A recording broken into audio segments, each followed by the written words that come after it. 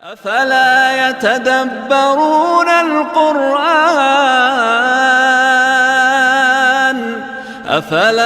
يتدبرون القرآن أم على قلوب أقفالها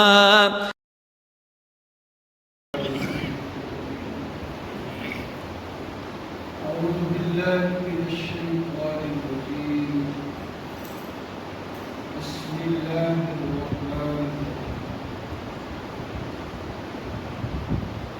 لا يكلف الله نفسا إلا وسعها لها ما كسبت وعليها ما اكتسبت.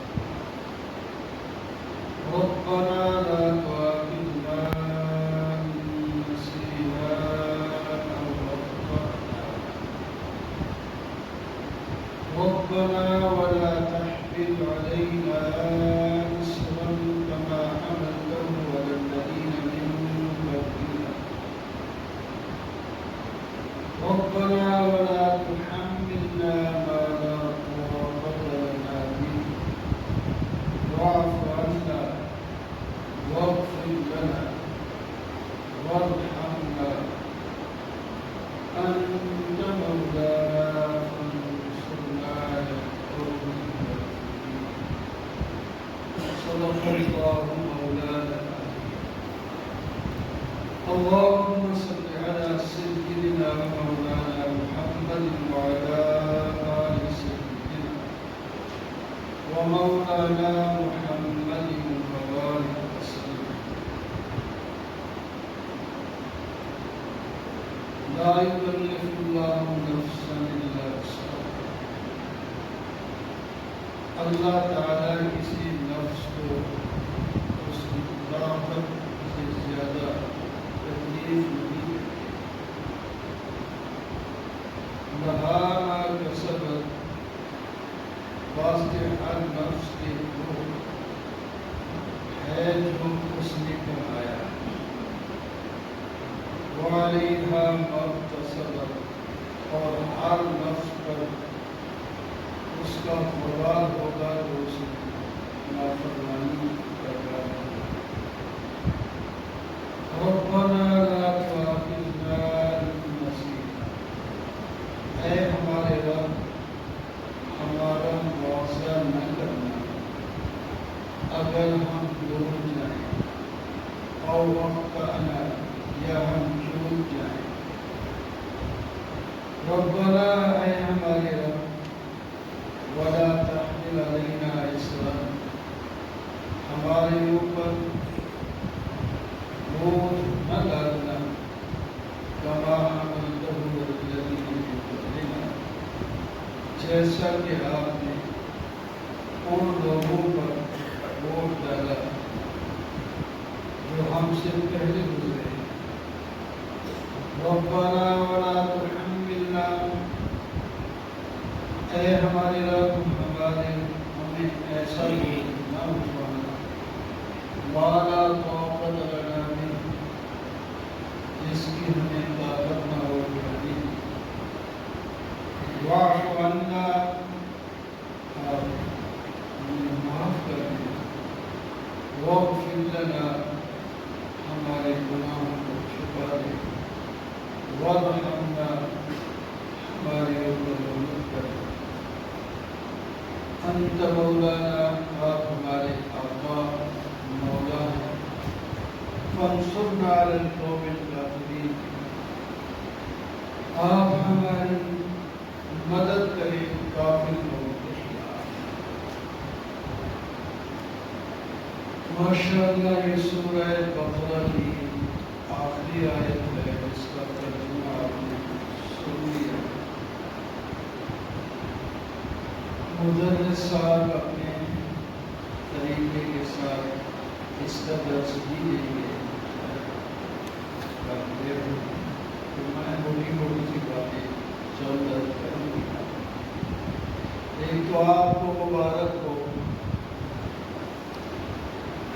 روزانہ درس ہوتا ہے ماشاءاللہ. اور اب سورہ اختتام کو پہنچی. ترجمے تفسیر کے لحاظ سے یہ پورا قرآن پاک جو 30 باروں میں موجود ہے، اس کے تمام مضامین اور تفصیل کے ساتھ سورہ بقرہ میں آ جاتے ہیں۔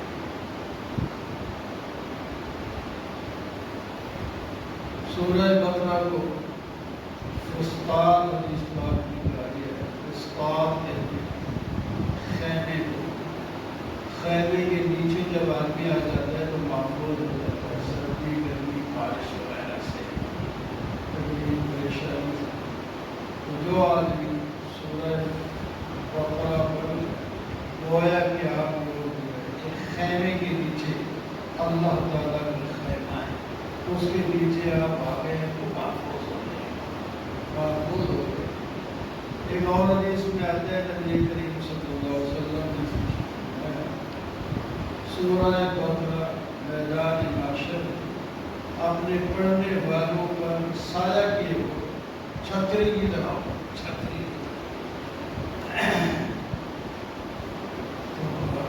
کتنی عظیم چیز ہے۔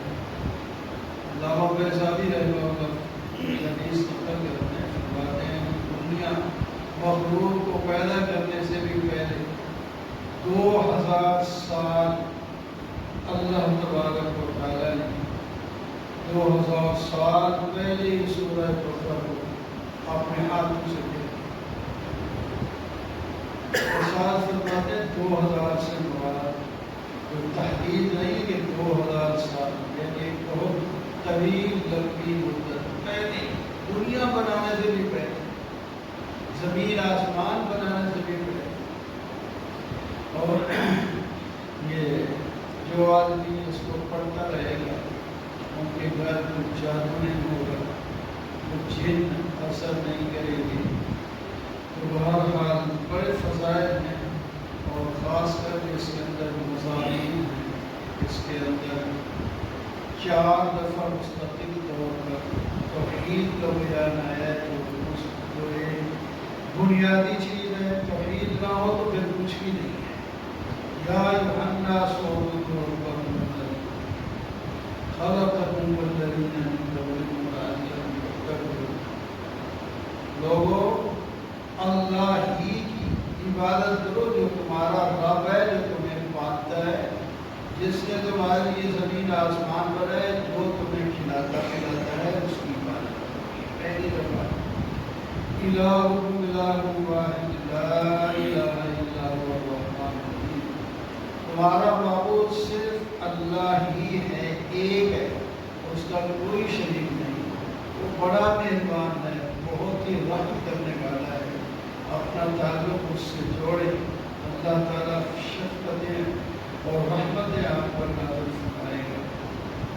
اللہ لا الہ الا هو الحی القیوم۔ سورہ بقرہ کے اندر یہ جو وہ سورت، وہ آیت بھی ہے جس کو پورے قرآن میں سب سے افضل آیت قرار دیا گیا۔ نبی کریم صلی اللہ علیہ وسلم جب حضرت ابی بن کعب رضی اللہ تعالیٰ عنہ سے پوچھا کہ کون سی آیت قرآن پاک میں سب سے افضل ہے؟ قرآن تو سارا ہی افضل ہے، لیکن درجات ہوتے ہیں۔ پورا قرآن جو ہے وہ افضل ہے۔ تو پہلے تو انہوں نے عرض کیا یا رسول اللہ، آپ ہی جانتے ہیں ہمیں کیا کرتے ہیں؟ تو نہیں فرمایا، اور میں کچھ تو بتاؤں تو اپنے علم کے مطابق۔ انہوں نے کہا میرے نزدیک آیت الکرسی سب سے افضل ہے۔ آپ نے فرمایا آپ کو مبارک ہو، باقی یہ آیت جو ہے سب سے افضل ہے۔ اس کے اندر توحید ہی توحید ہے، اس کے سارے پہلو بیان کیے گئے۔ آپ نے اس کا درس لے لیا ہے، سن لیا ہے، تفسیر کے ساتھ اس کے اندر توحید بیان کی گئی ہے۔ اور چوتھی دفعہ اسے آخری رکوع میں للہ ما فی السماوات و ما فی الارض، اللہ ہی کے لیے زمین آسمان کی ساری چیزیں، وہی معبود برحق ہے۔ یہ 4 دفعہ تفصیل کے ساتھ اس کے اندر توحید آئی ہے۔ اس کے اندر جہاد کا حکم ہے، اس کے اندر اتفاق کا حکم ہے، اس کے اندر امور انتظامیہ کا ذکر ہے، اس کے اندر امور مصلحہ کا ذکر ہے۔ یہ ساری چیزیں اللہ تبارک و تعالیٰ نے اپنی مہربانی کے ساتھ اس صورت کے اندر ذکر کی ہیں، اور ہم اس کو لیں اور اس نیت سے ہم روزانہ سنا کریں اور پڑھا کریں، تاکہ جو ہم پڑھتے ہیں اس کو ہم عمل میں لائیں۔ ایک کام سے سن کر دوسرے کام سے نکال دینے کا، یا بالکل پتہ ہی نہیں، ہاں سن لیا یا اچھا لگ گیا تو بہت ہمارے خطیب صاحب نے، مدرس صاحب نے اچھا درس دیا اور پسند نہ آئے تو آپ کو نہیں ٹھیک۔ ہمیں کہتے ہیں تو اللہ کی بات کو کرنا ہوتا ہے، جو بھی درس دے گا تو اللہ کی بات ہی سمجھ کر، ہم اللہ کے بندے ہیں، اللہ کے مخلوق ہیں، ہمیں چاہیے کہ ہم ہر حکم کے سامنے اپنا سر جھکا دیں اور اس کو اپنے عمل میں لائیں۔ اس کا فائدہ دنیا میں بھی ہوگا، آخرت میں بھی ہوگا۔ تو ہر حال سورہ بقرہ ماشاءاللہ مبارک اور اس سورہ آل عمران پورا قرآن کا بھی اپنی فضیلت ہے۔ لا یکلف اللہ نفسا الا وسعها، اس کے اندر آخری آیت کے اندر کئی چیزوں کا بیان ہے۔ سب سے پہلے جملے میں تو اللہ تعالیٰ فرماتے ہیں ہم کسی کو اس سے زیادہ تکلیف نہیں دیتے جو اس کی طاقت میں نہ ہو، اتنا ہی حکم دیتے ہیں جتنا وہ کر سکتا ہے۔ تو شفقت خداوندی ہے، ورنہ اللہ تعالیٰ بادشاہ بھی ہیں، مالک بھی ہیں، خالق بھی ہیں، جو بھی حکم دیں ہم تو اس پر کچھ نہیں کہہ سکتے۔ جو اللہ نے حکم دیا وہ ٹھیک ہے۔ اللہ تعالیٰ فرماتے ہیں ہم تمہیں آسان حکم دیتے ہیں، اور یہ مضمون اسی صورت کے اندر بھی بیان ہوا ہے۔ لا یرید بکم الیسر ولا یرید بکم یرید اللہ بکم الیسر ولا یرید بکم العسر۔ اللہ تعالیٰ تمہارے ساتھ آسانی کا ارادہ فرماتے ہیں، مشکل کا ارادہ تک بھی نہیں فرماتے۔ مشکل نہیں، آسانی کا ارادہ فرماتے ہیں۔ وہاں روزے کا کیونکہ بیان ہو رہا تھا، یعنی جو آدمی روزہ نہیں رکھ سکتا، ومن کان منکم مریضا او علی سفر، کوئی تم میں سے بیمار ہو گیا یا سفر میں چلا گیا، اس کی ایک مجبوری تھی، رمضان کا مہینہ تھا، تو کوئی بات نہیں، روزے مؤخر کر لیں۔ جب وہ صحت مند ہو جائے یا سفر سے واپس آ جائے تو جتنے روزے اس کے رہ گئے تھے وہ بعد میں رکھ لیں، اس کو پورا ثواب اس کا مل جائے گا۔ یہ اللہ کی شفقت کی مہربانی۔ اگر جب سفر میں جا رہے تو بھی بیمار ہو تو بھی روزہ رکھنا پڑے، اللہ تعالیٰ فرمایا نہیں صحیح کرتے آسان۔ یرید اللہ ان یخفف عنکم وخلق الانسان ضعیفا، اللہ تعالیٰ تمہارے ساتھ تخفیف کا ارادہ کرتے ہیں۔ انسان کمزور پیدا ہوا ہے، پیچھے چھوڑ کے نگاہ کا ذکر ہے، عورتوں کا ذکر ہے تو خاص کر عورتوں کے بارے میں انسان بڑا کمزور واقع ہوا ہے۔ اس واسطے اللہ تعالیٰ فرماتے ہیں ہم نے تمہیں آسان حکم دیے، آسان حکم دیے، تمہیں سمجھا دیا ہے۔ اسی طرح ہر مسئلے میں کوئی بھی مسئلہ، نماز ہے، کھڑے ہو کے نماز پڑھنی ہے، جو آدمی صحت مند ہے کھڑے ہو کے نماز نہیں پڑھ سکتا، تو فرمایا کوئی بات نہیں، بیٹھ کے پڑھ لے۔ بیٹھ کے نہیں پڑھ سکتا تو لیٹ کر کے بھی پڑھ لے، نماز پڑھے، یہ آسانی ہوتی چلی ہے۔ پہلے ہی آسان ہے، نماز جو صحت مند ہے اس کے لیے 4 رکعتیں 2 رکعت پڑھنا کوئی مشکل نہیں ہے، 4 منٹ کے اندر آدمی فارغ ہو جاتا ہے، آسان ہے۔ لیکن اس کے باوجود بھی جو وقتی طور پر اس پر کوئی کمزوری آئی ہے تو پھر اللہ تعالیٰ فرماتے ہیں کوئی بات نہیں، کیا فرض تھا وہ بھی آپ معاف کر دیں۔ تو بہرحال لا یکلف اللہ نفسا الا وسعها۔ دوسرے جملے میں فرمایا لہا ما کسبت وعلیہا ما اکتسبت، اس کو مجازات اعمال کہتے ہیں۔ جو آدمی کرے گا اس کا نتیجہ اس کو ملے گا، اچھے کام کرے گا تو اس کو انعام ملے گا، اللہ میاں راضی ہوں گے، دنیا میں بھی اس کی عزت ہوگی، اللہ میاں بھی راضی ہوں گے، قبر بھی اس کی آسان ہو جائے گی، روشن ہو جائے گی، اور میدان محشر میں بڑی عزت کے ساتھ پہنچے گا، اور وہاں سے اللہ تبارک ساتھ جنت میں بھیج دیں گے. نیک اعمال کا کتنا فائدہ ہے. اور جو علیہا مکتسبت، جو لوگ برائیاں کرتے ہیں تو برائیوں کا نقصان بھی اسی کو ہوگا جو برائی کرتا ہے. جو برائی کرتا ہے تو اس واسطے ہم ہمیشہ سوچ کے عمل کریں. یہ نیک عمل ہے، اللہ تعالیٰ کے حکم کے مطابق ہے اور اللہ کے رسول کی سنت کے مطابق میں اس پر عمل کر رہا ہوں تو خوش ہوں. اس پر اللہ تعالیٰ کا شکر بھی ادا کریں، اس کو فائدہ بھی ہوگا. اور اگر وہ غلط کام کر رہا ہے تو اس کی جلد سے جلد توبہ کریں. ربنا لا تؤاخذنا ان نسینا او اخطانا.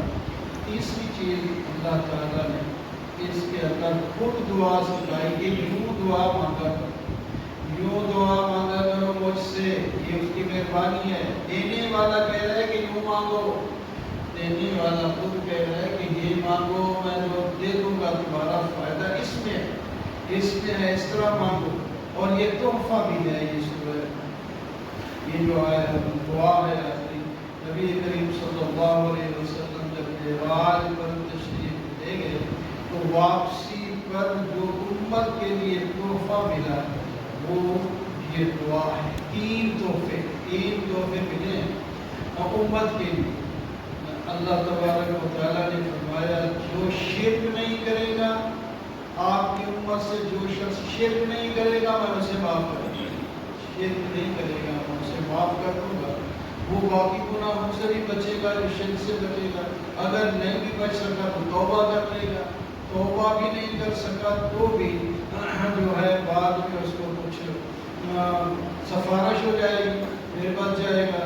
پھر بھی اگر وہ اتنے اس کے زیادہ گناہ ہیں کہ جہنم میں اس کو جانا بھی پڑ گیا تو پھر اس کو ہم نکال کے جنت میں بھیجیں گے. ہمارا مشرک جہنم کے اندر رہے گا اور جو شرک نہیں کرتا وہ ضرور جنت میں جائے گا. کوشش بھی ہونی چاہیے کہ ہم ایسے موحد اور نیک بنیں کہ ہمیں درمیان والے حصولے جو قبر میں ملیں گے یا میدان محشر میں ہوں گے پریشانیاں نہ ہوں، سیدھے آسانی کے ساتھ ہم جنت میں ہی چلے جائیں تو بہت آسان رہے گا، بہت آسان رہے گا. تو ہر حال یہ دعا اللہ تعالیٰ نے خود سکھائی. اس دعا کے اندر پہلا جملہ ہے اے اللہ ہمارا مواخذہ نہ کرنا، ہمیں نہ پکڑنا اگر ہم بھول جائیں یا چوک جائیں. تھوڑا سا بھول جائیں یعنی وہ چیز ہمیں یاد ہی نہیں رہی اور پتہ ہی نہیں تھا کہ کام میں لگے ہوتے نماز کا ٹائم ہے درمیان سے نکل گیا ہو جگہ کیوں ہو تو ہم اس پر نہیں پکڑیں گے. جب اسے یاد آئے اس کو چاہیے کہ نماز قضا کر دیں. اسی طرح روزہ اس نے رکھا ہوا تھا، اس کو یاد ہی نہیں رہا، کوئی کھا پی گیا کوئی بات نہیں معاف کر دیں گے، اس کا روزہ بھی نہیں ٹوٹا. تو بہت سی چیزیں معاف کرتے ہیں اللہ تعالیٰ، لیکن دنیا میں بعض دفعہ بھول کے بھی کام کرنے تو اس کا معاوضہ دینا پڑتا ہے. دنیا کے اندر کوئی بھول کے میں نے آپ کا چوری کر دیا، میں نے آپ کا فنا نہیں، اس کا بدلہ بھول کے آپ کو تھپڑ لگا دی، اس کا بدلہ بھی دینا ہے. بڑا شکر نہیں ہے بھول کا بدلہ دیں. بھول کے نماز چھوڑی گئی تو اس کا مطلب یہ نہیں ہے کہ اب نماز اس پر ہے ہی نہیں، وہ نماز قضا ہے، نماز بھی قضا کرنا پڑے گی.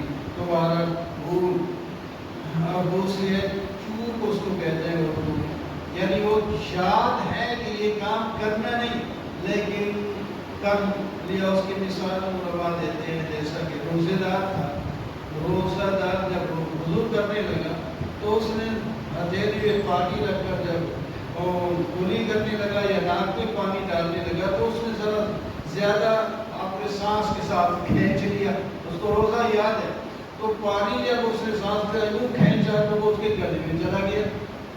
اب یہ اس کا روزہ ٹوٹ گیا، گناہ نہیں ہوگا، دوبارہ ایک قضا کرنے اس کو یا اس پر کفارہ بھی نہیں ہوگا، لیکن روزہ اس کو قضا کرنا پڑے گا. یہ ہے چوک جانا، یعنی جان بوجھ کے تو اس نے نہیں کیا لیکن وہ کرنا بھی نہیں چاہتا تھا ایسا کہ میرے گلے میں پانی چلا جائے. اس واسطے کہتے ہیں احتیاط کیا کرے جب آدمی روزے دار ہو تو پھر زیادہ سانس کے ساتھ پانی کو کھینچے نہیں چہرے کے اندر اور اپنے منہ کے اندر اس کو پھیر دے، اس کے بعد اس کو نکال دے. یہ طریقہ ہے اس کا. تو یہ ہے افتحنا کا مطلب ربنا ولا تحمل علينا اسرا كما حملته على الذين من قبلنا. بار بار ربنا جو ہے یہ بار بار رب کا معنی ہوتا ہے پالنے والا. یہ سے پیار آتا ہے اللہ تبارک و تعالیٰ کو بار بار صفاتی نام کے ساتھ یا اللہ یا اللہ یا رحمان یا رحیم یا رب کہ ہو تو اللہ تعالیٰ کو بہت پیار آتا ہے. جس طرح کہ آپ کو بچہ جو ہے کوئی چیز مانگنے کے لیے ابو جی کہہ کر فلاں کہہ دیں ابو جی، تو آپ نہ بھی لینا چاہیں تو مجبور ہو جاتے ہیں کہ اس کو کیسے پیار سے کہتے ہیں ہنستا بھی ہے اور ساتھ کہتے ہیں میں لوگ آباد اگر کبھی میں لے کے چھوڑوں گا تو آپ اس سے ناراض نہیں ہوتے اور اس کو وہ چیز دے دیتے ہیں. تو اللہ تعالیٰ سے جب دعا مانگی جائے تو اللہ تعالیٰ کا نام لے لے کر یا اللہ ربنا یا رحمان یا رحیم، اللہ کے صفاتی ناموں کے ساتھ اتنے نام ہیں اللہ تعالیٰ کے، اور ناموں کے ساتھ اللہ تعالیٰ سے دعا مانگی جائے. تو دعا کے اندر وہ تو اللہ تعالیٰ کی طرف سے تھا. ایک پہلی چیز یہ ہمارا معاوضہ نہ کرنا بھول چوک ہے تو اللہ تعالیٰ نے اسے بھی قبول کر لیا. اور دوسری بات یہ ہے کہ ہمارے اوپر ایسے بوجھ نہ ڈالے جیسا کہ پہلی امتوں پر ڈالے ہیں. یعنی کچھ احکام ان کی سرکشی کی وجہ سے سخت تھے پہلی امتوں پر، ان سرکشی کے لحاظ سے ان پر سخت احکام نازل کیے گئے. مثلا کی توبہ کا ذکر آپ نے سنا ہے اسی صورت کے اندر پہلے بارے میں پڑھا جب انہوں نے مچھلی کی پرستی شروع کر دی تو اس وقت ان کو حکم ہوا تمہاری توبہ قبول ہوگی فاقتلوا انفسکم، تم اپنے آپ کو قتل کرو. ہم اس کی آگے کئی تفسیریں اپنے آپ کو قتل کرنے کا طریقہ جو بھی ہے وہ بہت سی اس کی صورتیں بتائی گئی ہیں، لیکن قتل کر دینا جو ہے وہ کرو گے تو پھر تمہاری توبہ ہوگی قبول، ورنہ نہیں ہوگی.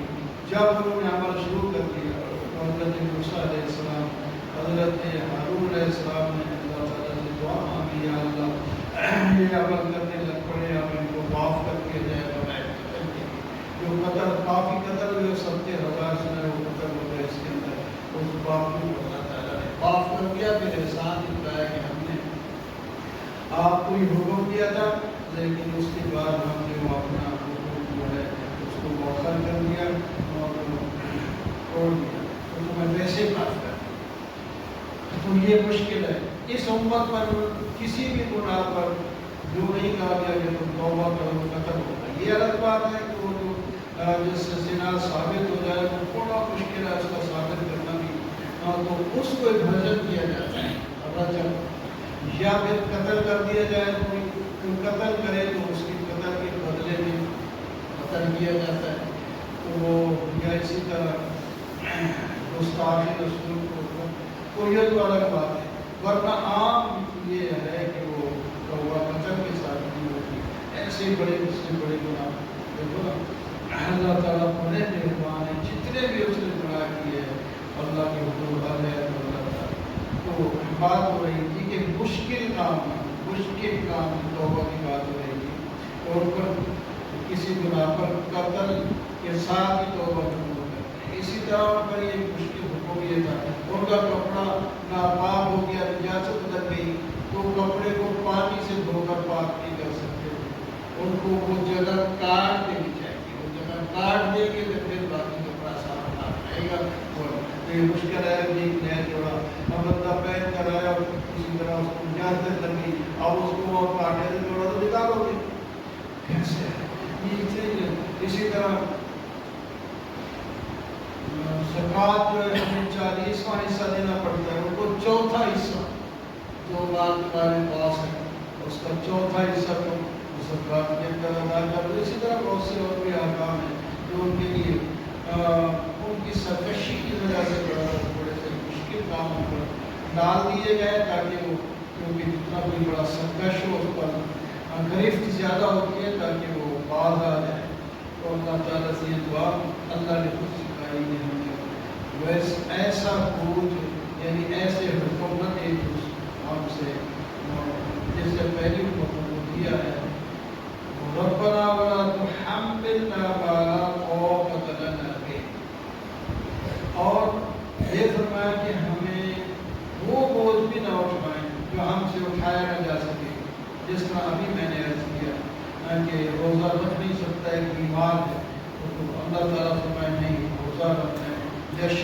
پانی ہے تو نہیں یہ روزہ رکھنا نہیں.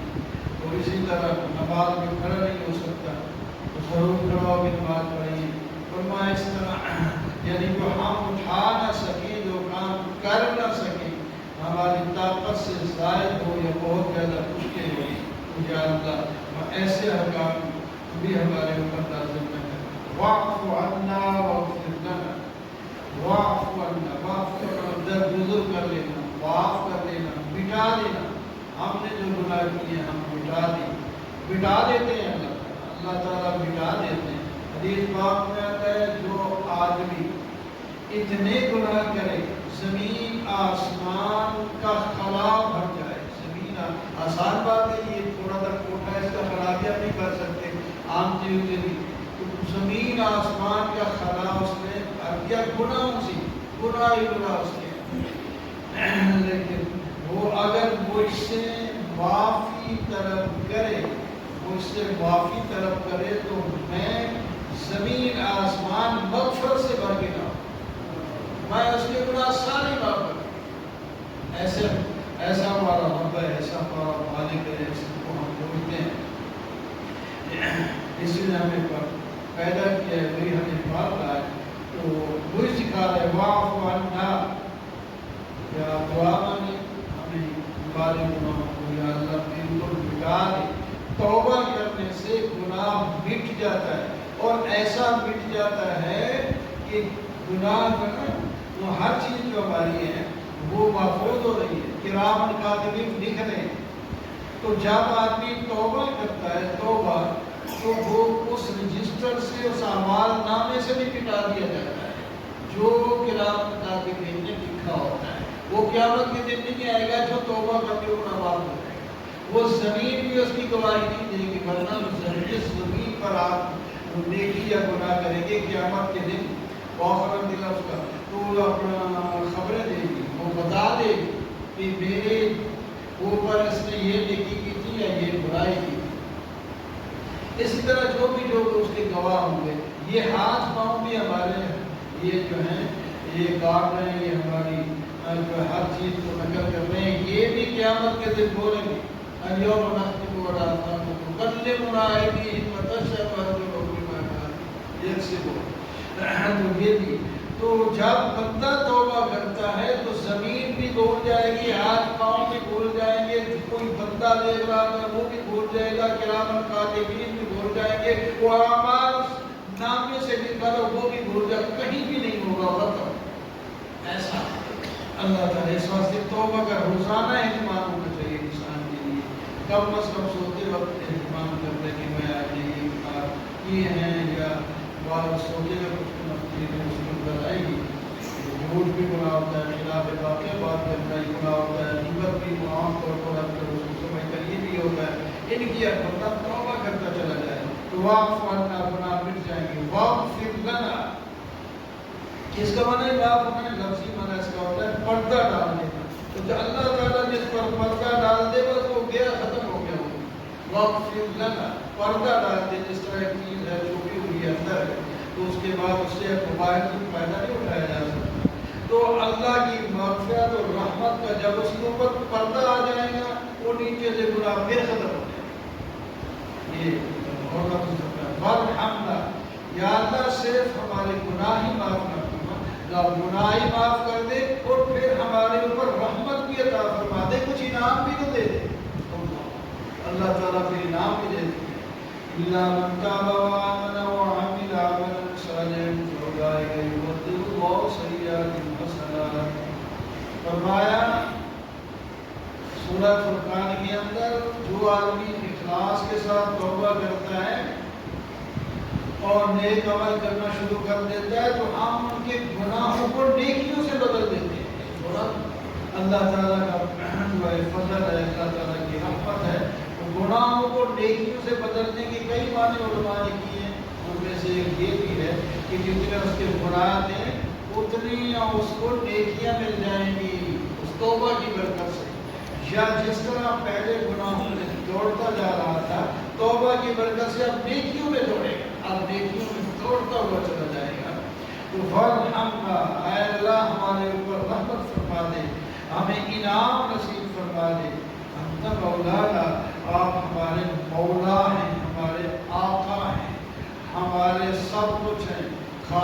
آپ ہیں، مالک بھی آپ ہیں، رازق بھی آپ ہیں، حی بھی آپ ہیں، قیوم بھی آپ ہیں، ساری کائنات کو چلانے والے آپ ہی ہیں۔ آپ کا کوئی شریک نہیں ہے کسی بھی درجے کے اندر، آپ تمام شریکوں سے پاک ہیں اور ہمارے مولا ہیں، ہمارے آقا ہیں۔ دوست دوست کا خیال رکھتا ہے، دوست دوست کا خیال رکھتا ہے۔ اللہ تعالیٰ فرماتا ہے میں بھی تمہارا دوست، اللہ ولی الذین آمنوا یخرجہم من الظلمات۔ اللہ تعالیٰ ولی ہے، دوست ہے ایمان والوں کا، تو ایمان والوں کو بھی اللہ تعالیٰ کا دوست بن کے رہنا چاہیے۔ دوست دوست کو تکلیف نہیں دیتا، دوست دوست کا خیال رکھتا ہے، میری وجہ سے میرے دوست کو کوئی تکلیف نہ ہو۔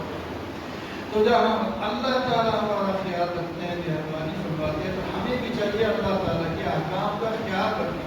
اللہ نے ہمارے لیے پیغمبر بھیجا، اللہ نے یہ کتاب بھیجی، میں تمہارے سے اس طرح راضی ہوں گا، یہ کام کرو، میرے احکام قرآن پاک میں ہیں اور ان پر عمل کر کے میرا رسول لقد کان لکم فی رسول اللہ اسوۃ حسنہ، اللہ کا رسول تمہیں نمونہ بن کے دکھائے گا، ہر کام کر کر کے دکھائے گا، ہر کام کر کر کے دکھائے گا، تو تم اسی طرح کرتے چلے جانا تو کامیاب ہو جاؤ گے۔